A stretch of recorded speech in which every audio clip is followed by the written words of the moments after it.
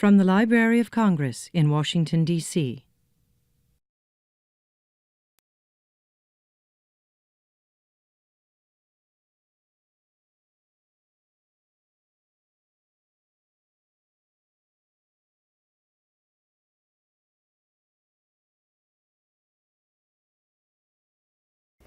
Well, good afternoon, and for those of you who've not been to the Library of Congress before, welcome to the library.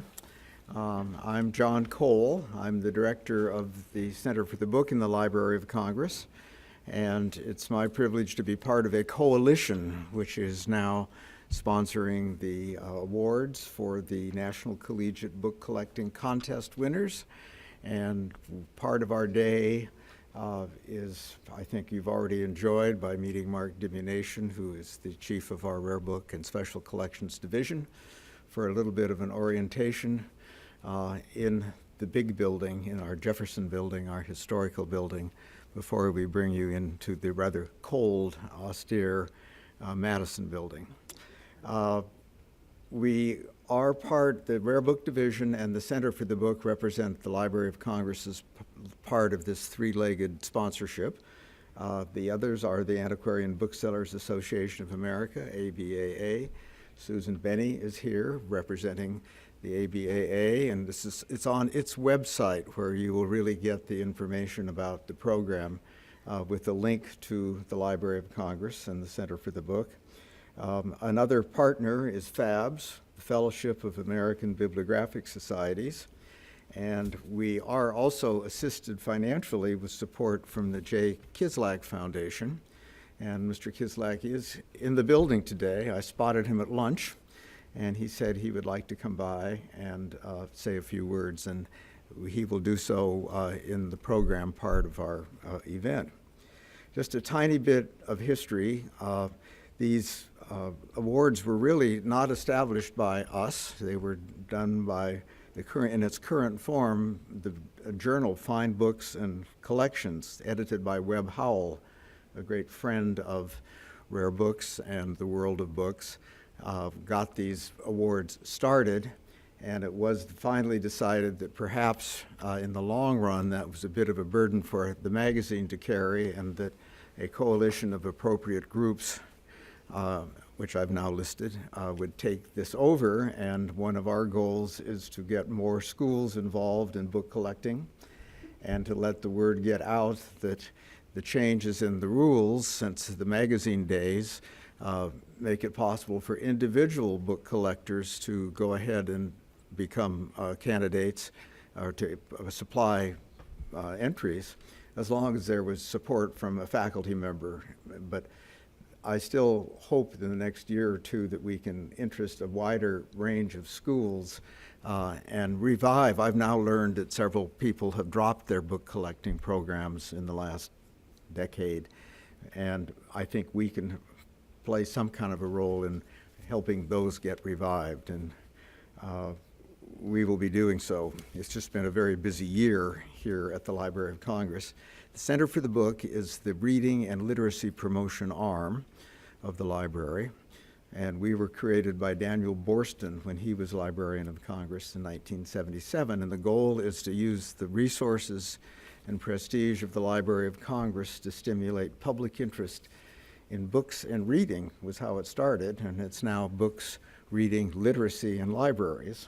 And one of our major new projects is the Library of Congress Literacy Awards actually, which are funded by David Rubenstein, the benefactor, who is very interested in supporting literacy-related projects and other wonderful projects that we're involved in, which includes the National Book Festival, which is now, we just finished our 14th year. So you can see there are a number of different activities that are going on. With regard to this contest, the way that we set it up was that we would have a jury. We would have the applications come in, and they come into the application through the ABAA, and each of the organizations has selected someone to be part of the jury to help select the winners that we are marking today. And I do know that Mark Dimination, who you've met, at least the students, Chief of Rare Book and Special Collections, is the Library of Congress representative on the jury, and John Thompson is here as the representative from ABAA. And they have spoken, and we have announced the winners, and our goal today is to both present the certificates and the cash on the side to the appropriate parties, make certain all of that gets tidied up. And Susan and I will actually be taking photographs of the winners, and we will move ahead from that part of the program to the actual program itself. And if Mr. Kislak is here, he will say a few words, but we are very pleased to have Nick Basbanes here, so we will hear a few things about collecting from someone who knows an awful lot about it and has written a lot about it. What we would like to do is to present the certificates and then take the photographs. And while this is not a surprise, we would like to call people up for their photographs and to get their certificates, and to perhaps tell us a little bit about their collection and their collecting experience. And we've been criticized in the past for starting with the number one winner, and instead we're going to sneak up and do the third prize, second prize, and first prize. And where I really got caught on that a couple of times in the past was with other award ceremonies associated with both the National Book Festival, and we get so, Anna, with these new literacy awards we're in charge of, and you make such a big deal over the big winner, and so we're gonna, that the second and thirds often get left behind. It's not gonna be the case today, because we're gonna start with the third prize winner, who is Audrey Golden from the University of Virginia, and her collection topic is Pablo Neruda and the Global Politics of Poetry. And you are the number, you can come up. You were the first prize winner, if I have this right, the first prize winner of the Bibliographical Society of the University of Virginia's Student Book Collecting Contest. Let's give her a hand. And I also would like to recognize David Whitesall from the University of Virginia, from the university standpoint. David, there you are. Welcome. We're glad to have you here. And I would like to actually have you come on over. And I want Susan to come up as we actually do the photograph of the certificate. And then we'll have a little conversation. Oops. This is an informal ceremony, if you hadn't guessed already. So we'll both do this, and we'll smile for Susan. And one's for the University of Virginia. Great. Then I would like you to come over, and I will tell you what I wrote about Audrey in terms of your own summary of your collection, and this partially was furnished by Susan, and you wrote part of this, but then I'd like you to expand on that a little bit.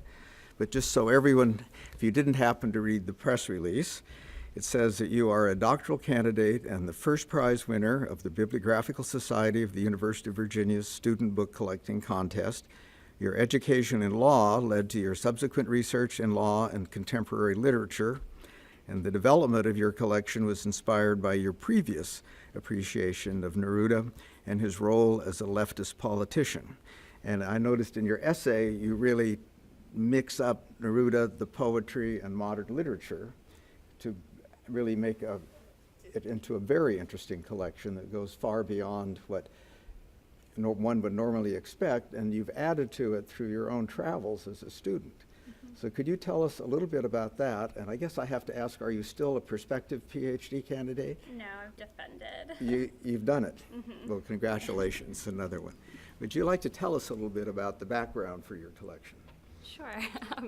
I didn't know I was going to be. It's okay, it's easy. Just a couple sentences. So I was really fortunate to have won some wonderful research grants that took me to a lot of different places in the world to do research for my dissertation project, which is on restorative justice and 20th and 21st century global literature. And while traveling, and before that as well, I have looked for Neruda books in different parts of the world, printed in different parts of the world, and speaking to politics since really the beginning of the 20th century. And one of my early interests in Neruda that I told Susan, I think, on the phone,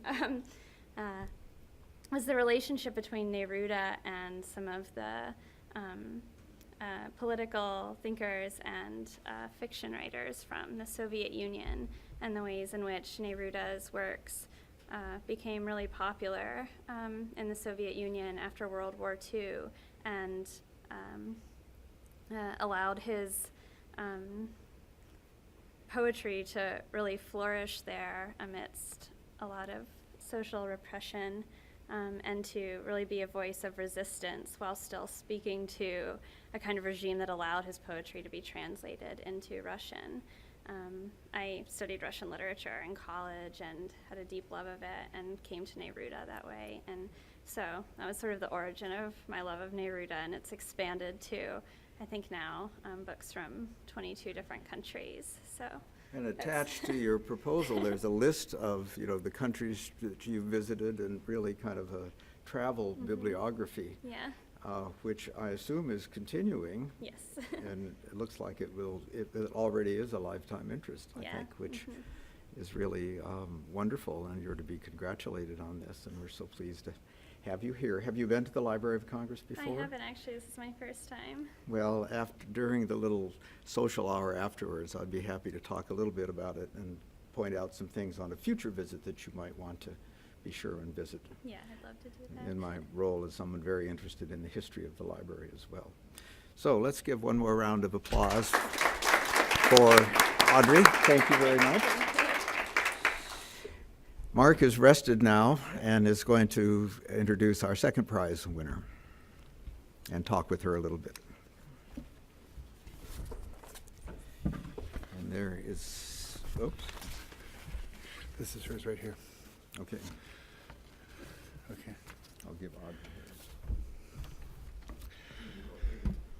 So when it is Hannah, right? When Hannah King walked into the Rosenwald room this afternoon, I told her that when the awards had been announced at the Library of Congress, one of the great private collectors of Neruda was sitting across the desk from me. We were having a conversation, and then I mentioned that one of the prize winners was a Neruda collector, and had warned him that our prize winner, our third prize winner, was going to be on his tail.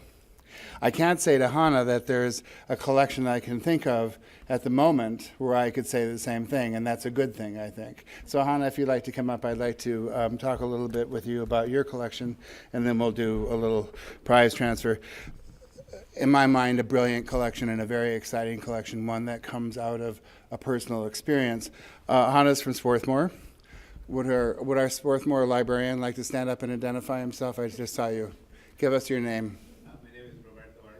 And Roberto is in charge of a variety of selecting areas in the library. Is that correct? Yeah. It's nice to have you here. Hannah's collection essay was entitled Plucked from a Holy Book, Ashkenazim on the Margins. And her story started off by talking about being inspired by the first poem that she read in Yiddish, Kaja Molodowski's Women Poems, and how that one moment sparked a search for materials that would help define identity on the edge. Before I give you your citation, I just want to read something from this essay, which was very touching. It's an extremely complicated and unusual collection that really caught the judge's attention because of the way in which these books are collected and the nature that this collection is defined. And I think no one can say it better than this particular sentence, which is, each of the writers in this collection negotiates a marked, challenged relationship to Ashkenazi culture. I believe that is from the margins that we might better perceive the whole. And so it's a collection that looks at a variety of individuals who have an experience with one culture in the face of another, which makes for a very vibrant collection. Before she talks about it, though, I'd like to give her certificate and her applause, if you will, and we can end.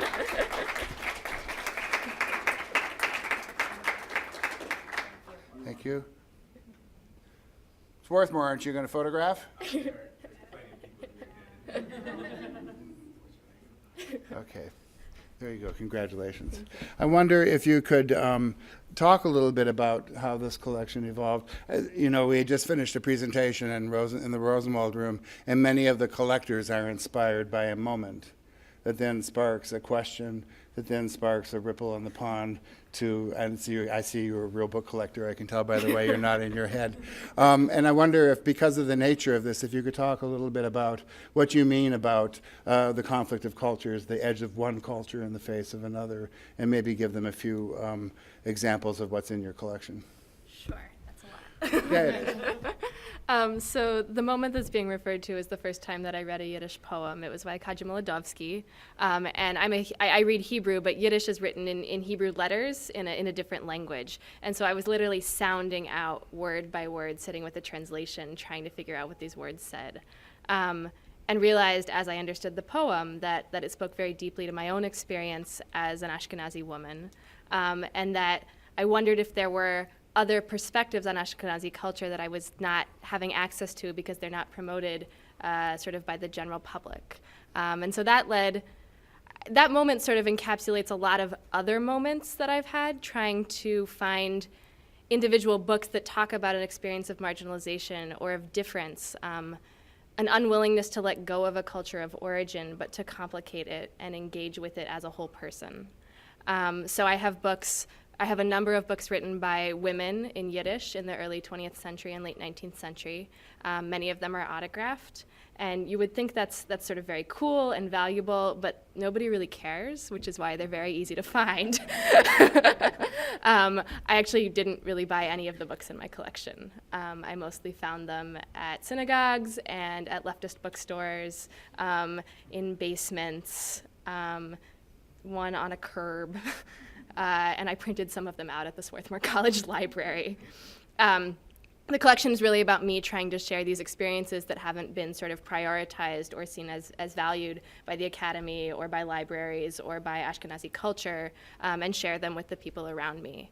I have sort of two sections, the Yiddish section is the earlier section, and then there's a later section of books and other artifacts, zines, CDs, I think there's a poster, and a course guide written by gay, lesbian, transgender, queer, Ashkenazi people about what it's like to be someone who is not infigured within Jewish law or within Jewish culture. And so some of those are legalistic questions of, well, if there isn't a marriage ceremony provided or a gender delineation that fits, how do we engage with that within Ashkenazi culture, within Jewish law? And some of those are total disavowals of the culture. I'm very interested in how different people negotiate this sort of marked identity, but while refusing to put down sort of both sides or a number of different aspects of their personhood. I like my collection because the materials are quite diverse. They're not valuable in the sort of like traditional sense, but they are often very much of value to the people who find them and read them. And actually, I can't think of a better way to describe a great collection than something that's personal and is of value to the person who's collected it as well as to the people who've created it. So let's give her another round of applause. Congratulations. Thank Do you have your thing? Back to you. Back to you.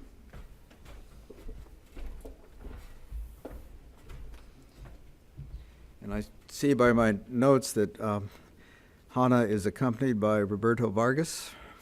Nice to have you here. Maybe Mark had mentioned that, but I missed it.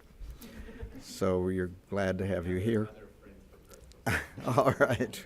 Well, it's one of the nice things about this gathering is, of course, that we have people that are family and friends and who are either also book collectors or have a special interest or have a way of expressing the joys that they get out of book collecting and how it reflects their careers at the time, and we will be hearing from a couple of veterans as well, so you can see how book collecting really is a lifelong influence, I think, on many of the people who are in this room.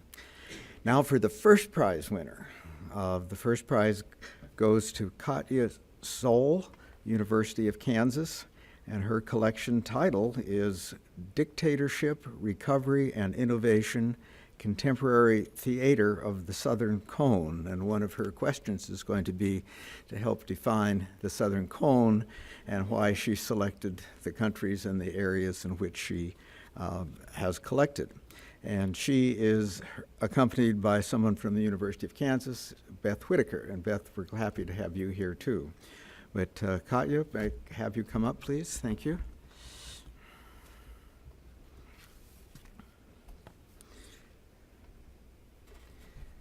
First, the congratulations and the picture. Okay, we'll do that together. Okay. And then hold this up together.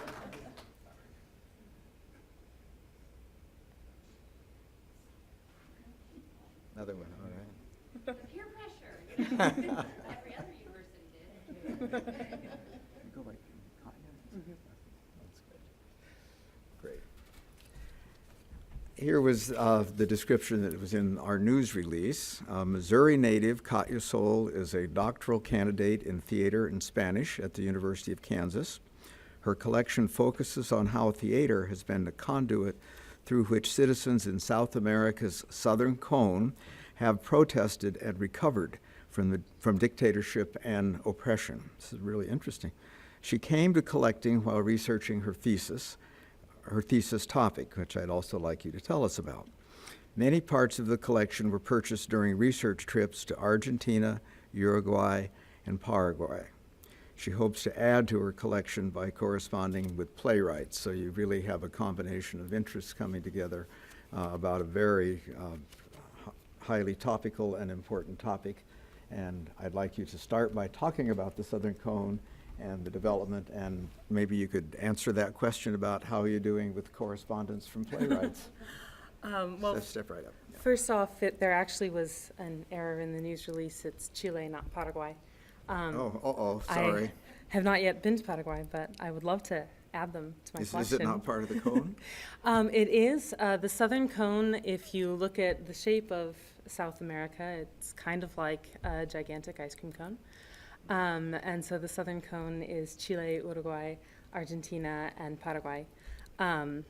I don't have a lot of experience with Paraguayan theater, though, for one thing, because a lot of Paraguayan Spanish is very influenced by Guarani, which is their other official language, and I do not speak Guarani, so I struggle with Paraguayan slang.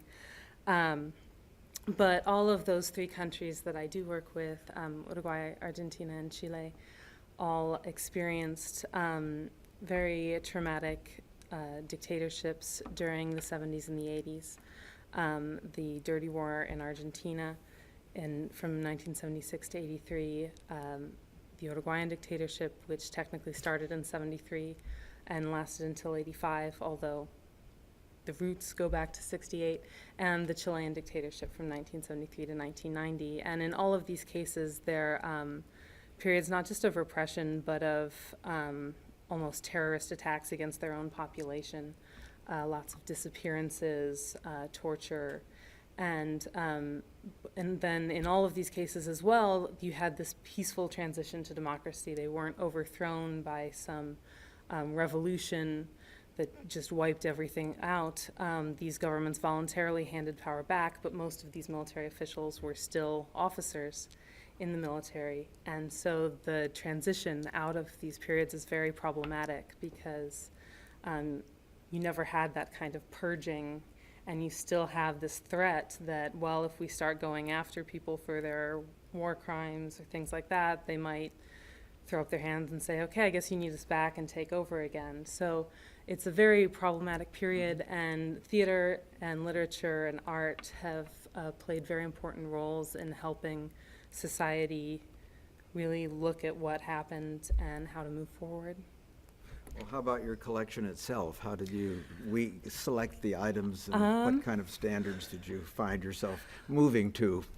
Well, I was very fortunate, not this past summer, but the summer of 2013.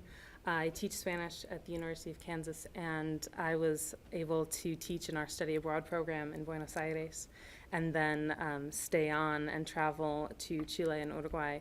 So the trip itself was almost 12 weeks, and I saw about 60 plays in that time while I was there, in these very rich theater cultures in Buenos Aires, Montevideo, and Santiago de Chile. And so my collection is a mix of programs from the productions that I saw, which for a lot of contemporary plays, they haven't been published yet, so that's the only record of what exactly was going on, and also scouring bookstores in these cities as well to just see what I could find, because it can be very hard to get a hold of these things in the U.S.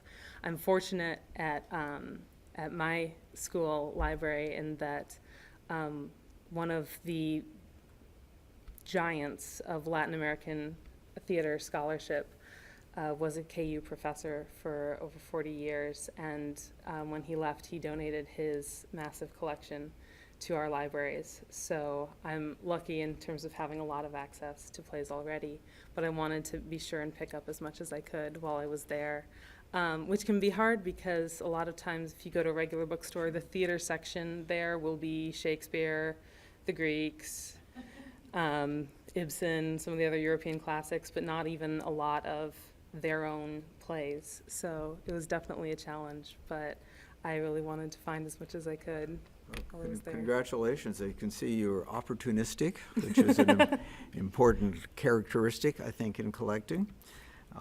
And also, in library terms, you're collecting primary source material. Do you realize that? That's true. So you better be careful. The Library of Congress will scoop in and digitize it and will do all kinds of things with it. But that's very interesting, and congratulations again. And let's give Katja another round of applause. Thank you.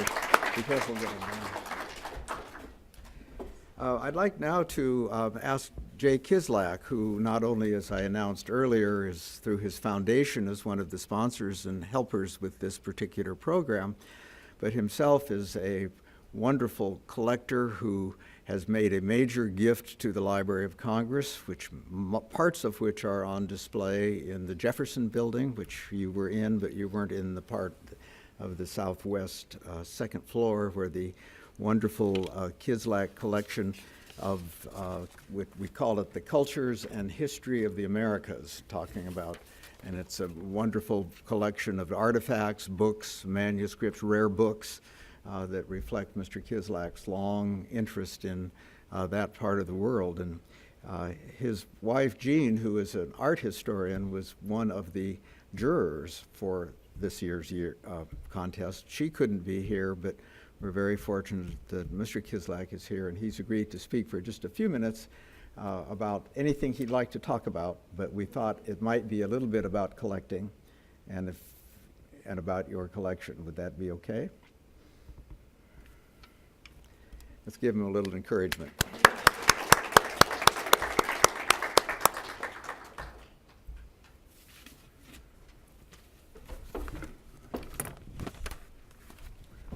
What is the name of that Lassner in the back? Mark Lassner. Mark. Thank you. Hi. I made a mistake coming here today. He said, no, I didn't. Especially to get up here and say something after people like Mark Domination, who's so bright and capable, and these young people who have such a great future ahead of them. And my wife was going to speak, but she didn't come up here. I happened to be here for some other matters, and Mr. Cole asked me if I wouldn't come and maybe tell you. Actually, I see some other people who have spoken here in years past. Mr. Lassner back there has spoken a few years ago and talked very nicely about his collections and about the art of collecting. I was asked this morning, do I still collect? That's a funny question. It's a disease. It's a sickness. if you start collecting, you're going to continue to collect if you're a real collector.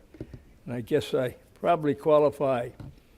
I don't know, how many of you here, can you raise your hand if you have seen the Early American Explorations exhibition in the Jefferson Building across the street?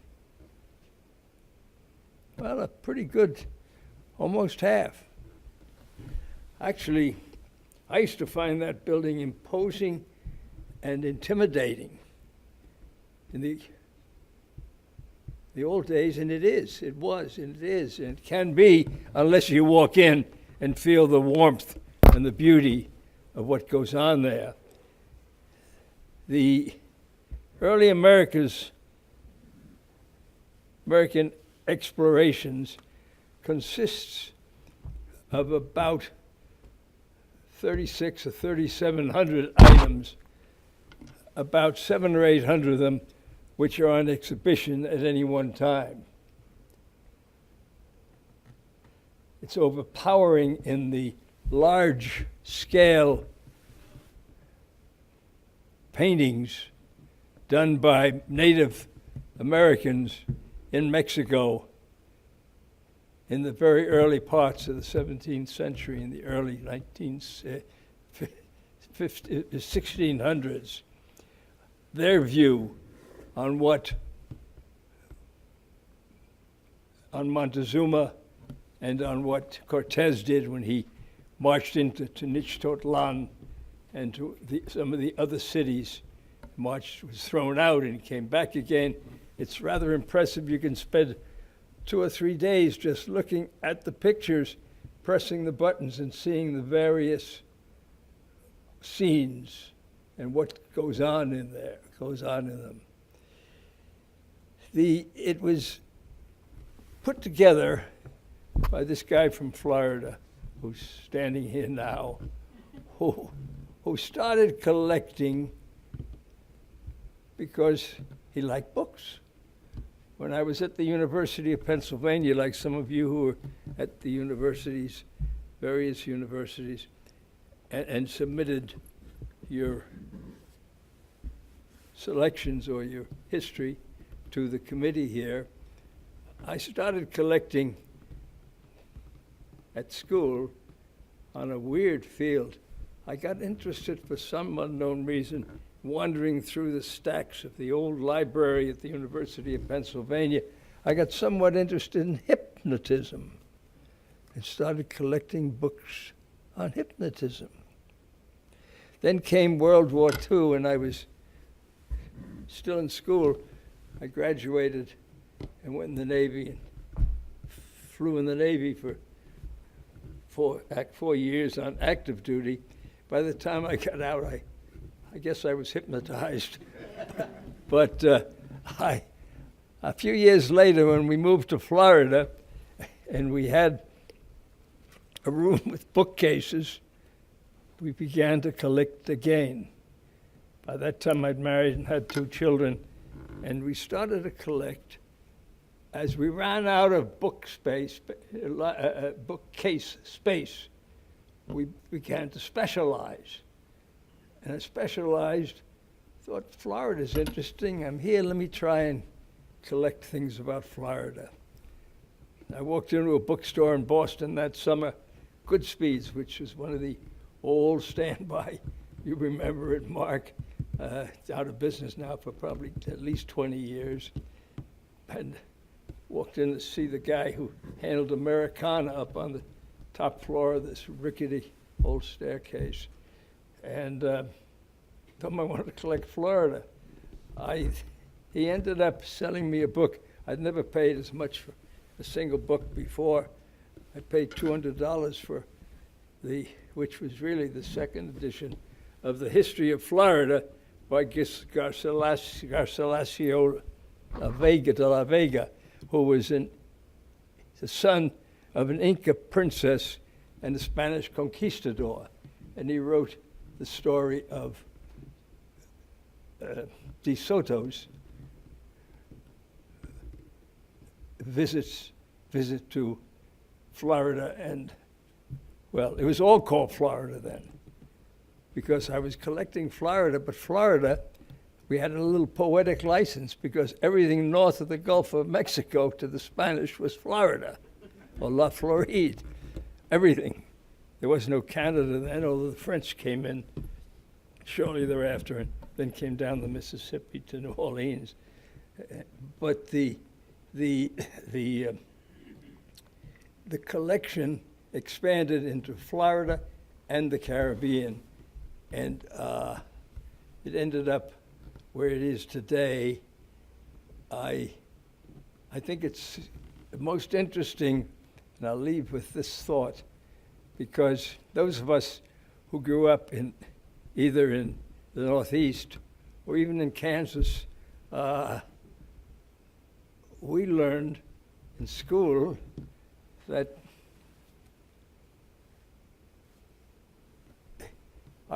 our country began with the Pilgrims or the Mayflower, or maybe even a few years earlier when there were 9 people who were left in Jamestown.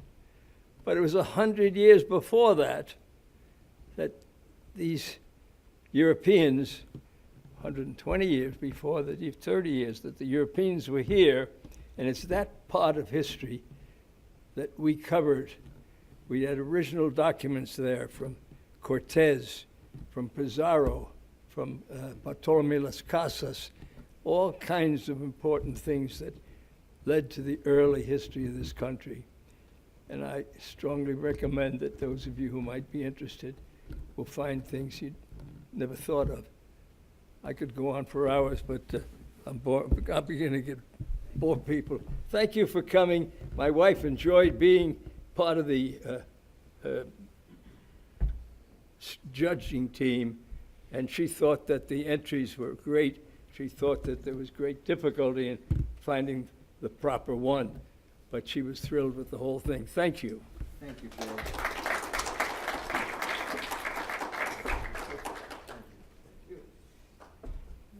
Come on up. We've missed a picture. We need to get this. We got it? Okay. Then I'm mistaken.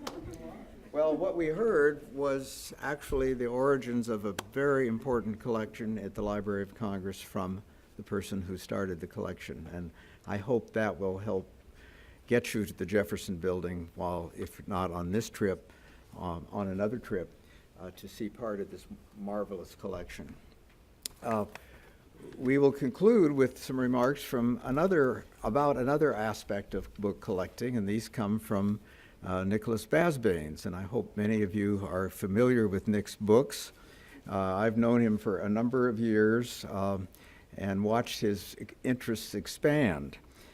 He's probably best known in some ways for, well, here are his several books related to book collecting: A Gentle Madness, Bibliophiles, Bibliomanes, and The Eternal Passion for Books. Nick started as a journalist and fell in love with the world of books and has really become one of our best historians. And because he brings both the eye and the curiosity of a reporter with the capabilities of a very fast learner. And he's able to not only learn the lingo, but to get behind the scenes in the book trade and really to tell the story from different points of view.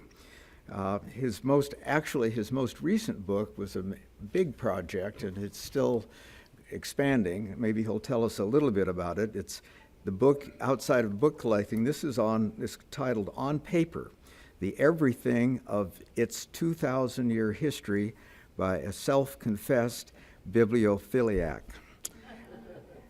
He is going to tell us a little bit about his career, his love of books, and give us a tip about his next book about book collecting. It's my pleasure to introduce Nicholas Basbanes. Nick?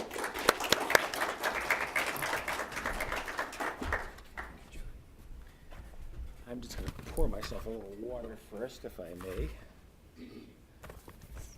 Thank you, John, for that. I love brief introductions.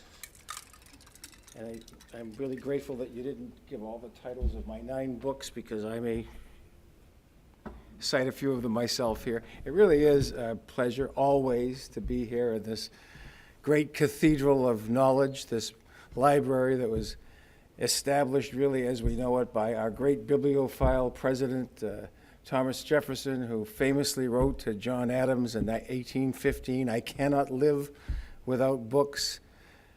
And I heard Mr. Kislak saying, books are his disease. Famous, you see, I'm going off my script now because John asked me about I'm glad you haven't really asked me about the books that I collect, because I do collect a lot of different kinds of books, largely books that support my research. But what I collect more than anything else, I have to say, certainly over the last 25 years, is collectors. So the three young women today who are our honorees, you are now among the gently mad. Welcome to the club. Mr. Kislak, I wished I had known you when I was working on A Gentle Madness, because you certainly would have ranked for at least a chapter in there. So many of the things that you mention are, we talk about the qualities or the attributes. I am an expert, by the way. I'm self-confessed bibliophiliac, coined word, by the way. My editor at Knopf, she said, "Are you a bibliomaniac or a bibliophile?" I said, "My wife leans to the maniac side. I like to think I'm a bibliophile, but, you know, treading that fine line." Hans Bohata, a bibliographer, was asked that question, the difference between a bibliomaniac and a bibliophile. And he said the bibliophile is the master of his books, her books. The bibliomaniac is their slave. But he also says we never really know when we cross that fine line. And one of the things about bibliomania, yes, it is a disease. It's an acknowledged disease. Do we have any psychiatrists in the room? There is a diagnostic manual, the DSM, and bibliomania is a recognized disease. You know, this mania, this passion, this unbridled passion to acquire, collect, and also to preserve. You see, this is the element that really kind of gets me really fascinated by it, but to not only to gather and to collect, but to perceive value. And Hannah, by the way, when you say the books that you collected really have no value, I just couldn't disagree more with you. But the books that you found are books that were probably going to be discarded and lost. And one of the great attributes of a collector is preserving things. As John Hill Burton said, I will paraphrase, the collector, it is the disposition of the collector to see value where others only see piles of rubbish, and to put his or her finger, as the case may be, on things which are probably, you know, one step away from the landfill.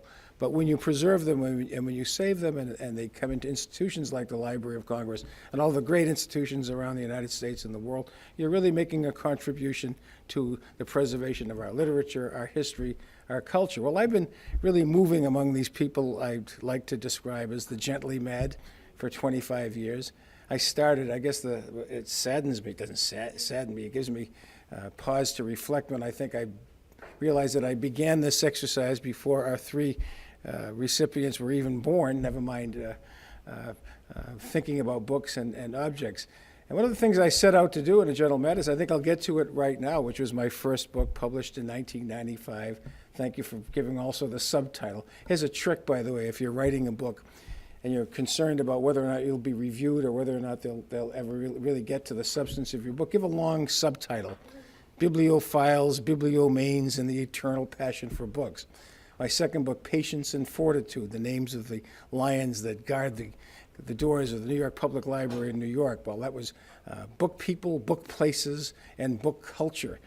So I really, it's one of my favorites, A Splendor of Letters, The Permanence of Books in an Impermanent World. So I have kind of written about all of the different aspects, bibliomania, bibliophilia, biblioclasm, the deliberate destruction of books as a way of destroying a culture through history. I mean, it's never been enough to destroy a people. If you really want to obliterate them, then you have to destroy their cultural monuments, their literature, their history. And I wrote about that in Splendor of Letters. And thank you, John, for mentioning On Paper, my most recent book. That was really an outgrowth, an evolution of the various books that I've done on book culture. I really felt that after having written about the love for books, the preservation of books, book people of every imaginable sort, it made sense finally to write about the medium of transmission that we have certainly been most used to here in the West for the past 600, 700, 800 years or so, and that was paper. And that really kind of led me into a larger consideration of the material itself. It took 8 years. Pleased to have just noted the publication of a Spanish language edition. And you're right, Mr. Kislak, I was speaking at the National Library of Mexico just 2 months ago. And it really is a sobering moment when they walk you into this room and they bring out a selection of books that each one of them, 6 of them in this instance, were all older than the Bay Psalm book. Each one was one beginning at maybe 80 or 90 years earlier. And when you think of, okay, 1640, the Bay Psalm book, the first book in British North America. But then you go down to Mexico and you see there are perhaps 200 different imprints that they can identify that were, and beautiful. Some of them have 2-color ink, woodcut engravings on the title page, beautifully produced. And the first paper was produced in Mexico more than 100 years before paper was produced outside of Philadelphia at the Rittenhouse Mill. So it really is a kind of a sobering experience. I also want to point out that when I began writing in General Madness, and that is an interesting story how that happened, I went to Philadelphia in 1988 to write about an exhibition called Legacies of Genius. And what it was a gathering, a consortium, so to speak, of some of the high spots of many of the great libraries there in Philadelphia. It was a magnificent gathering of high spots. And I wondered, could Boston, where I'm from, or Cambridge do something like this? And I asked Edwin Wolfe II, who was then the librarian emeritus of the Library Company of Philadelphia. I said, could Boston do it? He said, Harvard could do it all by themselves if they wanted to.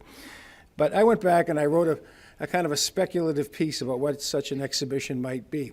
And it came out, it really developed into a piece about 1,200 years of book collecting in Boston. So it came, and in the area. Figure 350 years or so at Harvard, 200 years at the Massachusetts Historical Society, another 200 years at the Boston Athenaeum, 150 or so at the BPL. Do the math, Isaiah Thomas, my main man from Worcester, Massachusetts, where I've lived for many years, and who gave me the idea for the title of the book at General Madness that came out to 1,200 years. And what the piece really became was not just a consideration of the custodianship and the building of these collections, but of the people who were driven to really gather them and collect them. Because what they had was perception. They saw value in things where others only saw piles of rubbish. And I have a quote here from Jeremy Belknap, and I love Jeremy Belknap. If I can find his quote, there it is. He was the founder. He was the Reverend Jeremy Belknap, the founder of the Massachusetts Historical Society, the first such institution of its kind in the United States, predates the Smithsonian and the Library of Congress and really every other major institution, the New York Historical Society. So it was really national in its scope. And what Belknap really was eager to do, and these weren't books that he was collecting so much. He collected books, but he was looking for documents. The point being there are now 12 million or so manuscripts, unique artifacts at the Massachusetts Historical Society. It starts with Jeremy Belknap, who said, "I am willing even to scrape a dunghill if I may find a jewel at the bottom." These were things that were being thrown away. He was basically credited, he's the man who's said to have grabbed Paul Revere by the lapels and said, "Sit down, tell us about that midnight ride." He went out and he gathered documents from all of the notable families, not only in Massachusetts, but throughout the region. It was national in scope. So he was fascinating. And there was a man named Thomas Prince, who alone was responsible for preserving 5 of the 9 extant Bay Psalm books, one of which just recently sold at auction for $14 million. There were still 2 left in the Prince collection, which was on deposit at the Boston Public Library. And then my man, Isaiah Thomas, who famously edited the Massachusetts Spy during the years of the American Revolution. He published the first accounts of the battles of Lexington and Concord. He wrote a history of printing in North America that is still in print after 200 years, but what he is remembered most for is establishing a library that is still in existence, the American Antiquarian Society, which just a few months ago was the recipient of a Presidential Medal of Recognition right here in Washington, D.C., and for 200 years They have been gathering what we call today ephemera, things that really are meant to only last for the short run. Newspapers, of course, as well, 2 million newspapers, a greater collection than you find even here at the Library of Congress for the years up to 1826 for sure, and then through 1876, their cutoff date. And when he died, a grandson said in tribute, he said, "Grandfather was afflicted from the earliest of ages with the gentlest of infirmities. He was a bibliomaniac."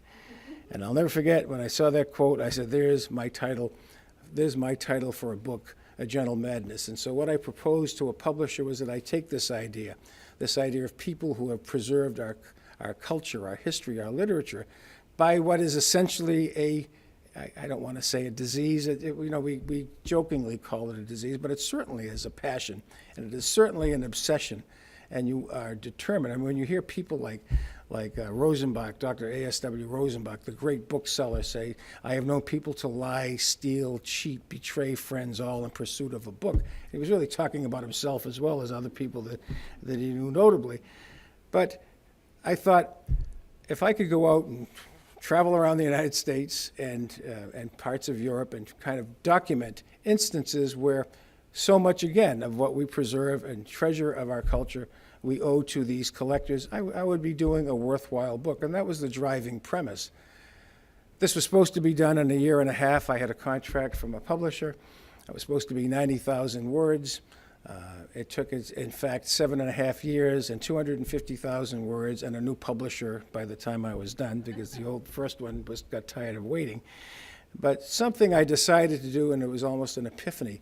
It was an epiphanous moment, and I thought that I could do something that hadn't been done by anyone before, and to my knowledge hasn't been done since, is to not only give a history of this bibliomania over 2,500 years or so, but to give a good current assessment of who the great collectors of today are. You know, there were some pretty nice histories up to that point, but nobody, so far as I know, had gone out, identified the great collectors, covered the United States, made a determination not only to identify, find, interview, spend time with the really outstanding collectors, or what we might say of really great books, but also people who are collecting across the boards.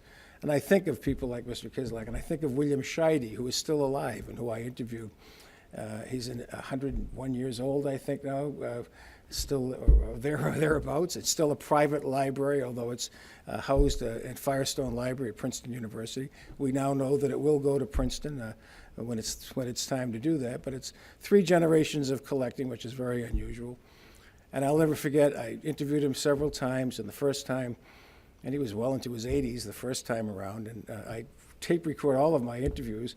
The first time, he directed me, let's say, to go sit at a table in this library of his, this nice library. And I said, fine, excuse me. And so he went over to this stand-up safe, and he withdrew this large clamshell box. And I said, may I help you? And he said, stay where you are. That was a demand. I said, fine. And he came over, and he opened up this box. And what he revealed to me, I knew instantly what it was. It was his copy of the Gutenberg Bible, the 42-line Bible. I think perhaps the only one in private hands in the world today. Maybe there's one other in Europe. But here it was. And he was inviting me, in essence, to put my fingers on where metal type bit into paper for the first time. And if you listen to the tape, as I have several times since then, you hear this elderly gentleman say at one point, "Are you okay?" And I say, "Forgive me, sir, but I am a bit lightheaded." And he liked that, and he said, "Oh, come on." He said, "It's just another book." And I said, "No, this is the book. This is the first book, certainly in the West. And this is your book, and you're allowing me to handle it." And he really liked it. He said, "Oh, Roger Stoddard at Harvard would let you handle his anytime. They have a Gutenberg Bible at Harvard." And I said, "Well, to tell you the truth, sir, I've already asked Roger," and he said no. And but anyway, we had a wonderful time. But I think we are among kindred spirits in this room. And when I tell you something like this, that you either have this physical, sensual appreciation for what a book does, and it goes beyond the text. And I saw it in these young women here, and I saw it in Mr. Kislak describing how they feel when they handle an object, a material object that also happens to be a book, and that has a resonance that goes beyond the text. I have to say, when I set out to identify the great collectors of today, what I also was determined to do, and it's in the book, and if you have a chance to read it, if you haven't, I really wanted to dispel once and for all the myth that women are not book collectors.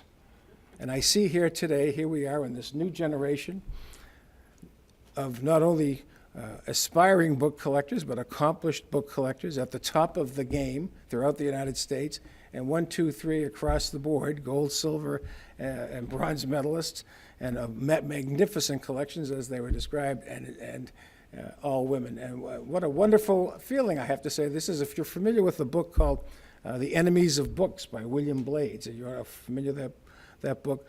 Among the enemies he identifies, this was a 19th century book. It was fire, water, dust, children, and women. I mean, for some reason, I don't know why. It was a 19th century book. Women didn't have the franchise. They didn't have funds, but it was so easy to show how many great book collectors were also women, through not only through history, but some of the great book collectors of today. Louise Taper out in California, for instance, the outstanding Abraham Lincoln collector of this generation or of any other. Ruth Baldwin at the University of Florida. She's a very interesting story. She's now passed away.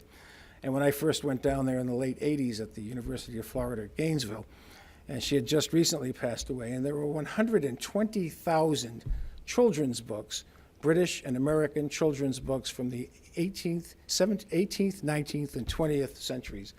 And she had put all these things together and given them to the University of Florida, but there was a catch. She came along with the books. And for as long as she was alive, nobody was allowed to see them. And then when she did sadly pass away, the books, overnight, the University of Florida became one of the outstanding repositories of children's books, and this was due directly to a collector. I think of Charles Blockson, a great football player during the 1950s at Pennsylvania State University, an African-American man who walked away from a contract, a guaranteed contract with the New York Giants in 1957. His roommates were Lenny Moore and Rosie Greer. I talked to Lenny Moore, and I said, "What did you think the day you heard that Charlie Blockson had walked away from the practice field at the New York Giants and said, 'I'm done'?" He said, "You know, you're a black kid coming of age in the 1950s. You have your chance. Today, you don't walk away from that chance." He said, "But Charles did." And I said, "What did he tell you?" He said, I am destined to be a black bibliophile." And Charles Blockson, Mr. Kislak, you'll appreciate this, because when he turned this library over to Temple University, in an instant making it one of the 4 or 5 top collections of Afro-American literature in North America and the world, you would think he had stopped collecting. You'd think he was all done. If you read the new edition of Gentle Madness, I go back to Charles and I say, "Charles, did you ever quit?" He said, "Nick, do we ever quit? Number one, we don't." But then number two, as soon as he had done that, he started another collection. And that new collection is now at Penn State. Not quite as extensive, but the collector never does quit. It really is very definitely in the blood. There were great auctions going on at that time in the late 80s, the early 90s. I would go to all of these auctions. I would introduce myself to people. I was determined to go wherever the great stories took me. I went to California, went to throughout the United States, the great chef Louis Zathmari, 250,000 culinary books, which all went to a number of institutions. So really, not only was I looking for collectors of accomplishment, but collectors whose accomplishments went on to create great research collections. Now, if you're familiar with the book, you might ask yourself, how does that explain the chapter 13 that you call the Blumberg collection? Because I've been talking about all of these wonderful things that collectors do and how they preserve culture and preserve history and literature. How do you then justify the inclusion of this man named Stephen Cary Blumberg, who was arrested in 1990 while I was working on this book and while I already had my title called The Gentle Madness. And the FBI stormed this house in Ottumwa, Iowa, and filled 2 trailer trucks filled with over 25,000 books, estimated at the time to be worth about $20 million. And what they all had in common was provenance. They had all been taken from more than 300 libraries throughout the United States and Canada, 45 states, 4 Canadian provinces, the District of Columbia. I think perhaps even the Library of Congress. And what really made it very interesting for me is that he didn't steal these to sell them. I mean, there was greed, certainly, and there was criminality, but he stole them because he loved the books. And in fact, his defense at trial, and I say it's unique in the history of American jurisprudence because it's a case of criminal bibliomania. The bibliomaniac who was run amok was not guilty by reason of insanity. Now, when you have a book called The Gentle Madness, and you got a guy saying, I did it because I'm crazy about books, you have to go out to Iowa and cover that trial, which is what I did. I spent 2 weeks out there, did what remains the only interview he's ever given on his collecting, and it was collecting. He had a focus. He had things that he was interested in. Thankfully, he was apprehended. He went to trial. The jury did not buy the defense. He spent a number of years in prison. He moved around from prison to prison. This is true. The reason was books were disappearing from the prison library. I need a little bit of water here, excuse me. But so why does Stephen Blumberg get into the book? Because Stephen Blumberg is an example, I guess, of the bibliomaniac, the bibliophiliac, the collector who kind of falls off the cliff. But more than that, he was a great story. And I will move heaven and earth if I have a great story to get it in my books. I mean, for me, it's all about storytelling. It don't mean a thing if it ain't got that swing. It's all driven by narrative. And whenever I have something I want to talk about, I wanted to talk about, for instance, a great African-American collector. I didn't know who Charlie Blockson was when I started the book. I asked. Nobody had written about him before. And when we finally got together, he said, "Nick, how did you find me?" I said, "I knew you were out there, Charles. I just didn't know your name yet."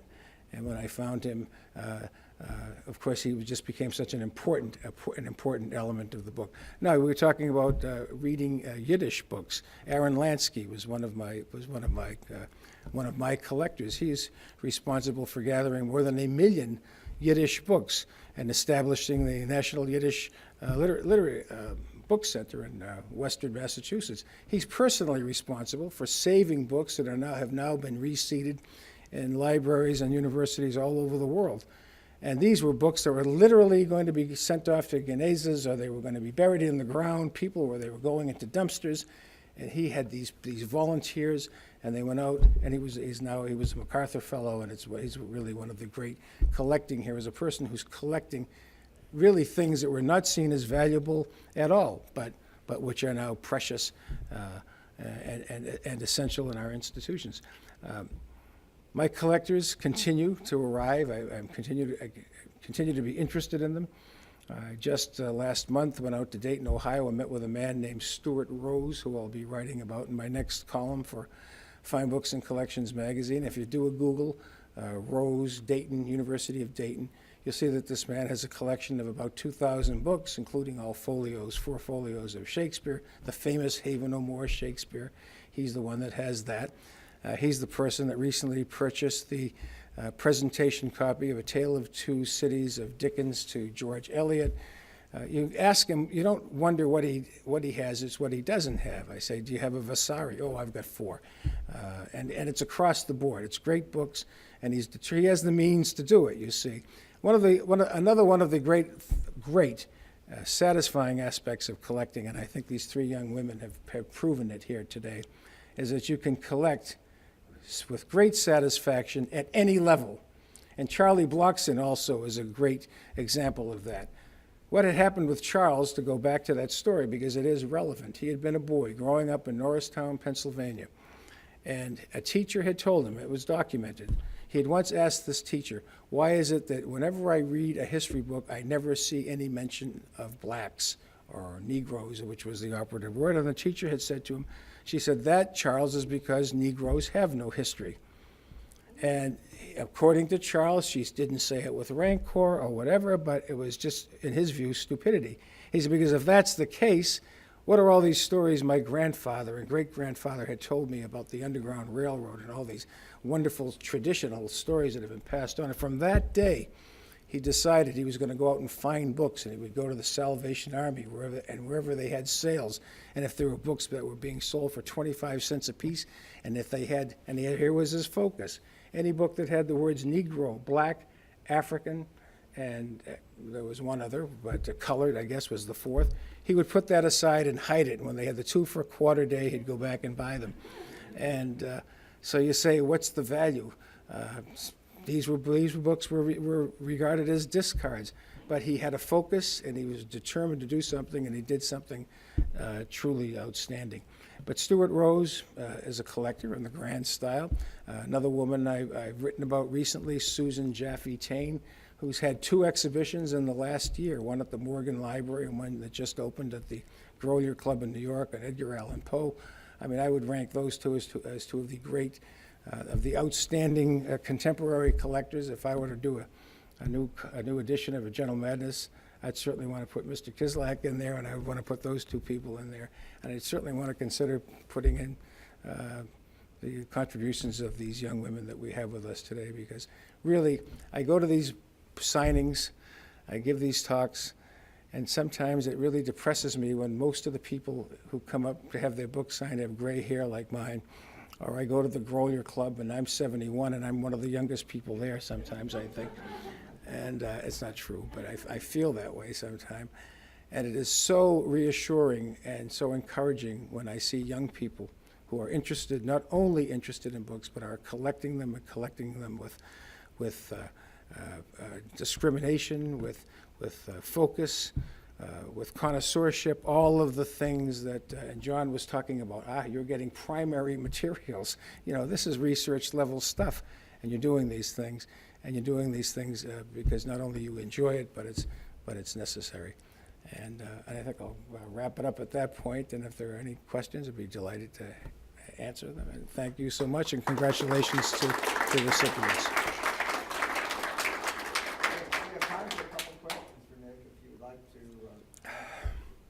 And I didn't, sorry about going off my script, but that happens. Anyone? Yes, sir. Why is it, sir, that you touched a little bit about stolen books? You did not talk at all about forgeries and manuscripts, etc. But why is it that libraries refuse to bring all this, to de-emphasize anything that's been stolen, and they'll bring it out more and give it more public reaction? Well, I'm not sure I understand what you mean. Focus on them as collectibles in and of themselves, or the fact that it's done? Focus on the act and give it more publicity. Most libraries won't report things that are stolen. Well, I think there's embarrassment. One of the really notable things that came out of the Blumberg case is that libraries did improve their procedures. You know, Roger Stoddard, who's retired, but he was at Harvard, and he testified at the Blumberg trial. And Harvard now has 17 million books. What's your number here, Mark, John, at the Library of Congress? It's got to be more than that, right? 30 million. You know, as a practical matter, you really don't know a book is missing until somebody asks for it. And so, and really, when you're a librarian and you get great pleasure when you find something for someone and you let them borrow it, and you're turning it over to them. And there's so much trust involved in libraries. And I think that, you know, when that trust is violated, and we saw this unspeakable case with this fellow who savaged these maps. And sold them for profit. I mean, that's not bibliomania. That's not a person who loves books. That's just a felon. That's just a cultural felon who's committing a crime, and he sees an easy mark. So I mean, I don't know how to really respond to that. Why the library would focus on this except to try and improve their security and to, I mean, what more can you do? When there's trust involved and you're allowing people to come in and to use your rare things, you're trusting that these are responsible people and that not only are they not going to steal them or deface them, but they're going to treat them with respect, the respect that they demand. I don't know how else to answer the question. Thank you. Anyone? Okay, thanks. Thank you. Thanks. Whenever I hear Nick talk, my head starts to swim. He's going in so many directions and so many different wonderful aspects of things. And Nick and to our three winners, we're not be able to spend much time at the Library of Congress because of the end of the week, but I do have for each of you a book which is called On These Walls, Inscriptions and Quotations, with color photographs of all of the three buildings. And I would like each of you to take one, as well as Nick, and for us to maybe use it as inspiration for a further tour, which we'd be happy to provide for you, of the rest of the Library of Congress. But of course today you've got rare books and special collections, and that's focused right in on your interests, and we're so pleased that we could do that. We're going to conclude with a very informal little time to chat with some of our guests who are here. But let's finally conclude with a round of applause for our three winners who've inspired a wonderful program. And I'll distribute the books to our winners over here. Thank you. This has been a presentation of the Library of Congress. Visit us at loc.gov.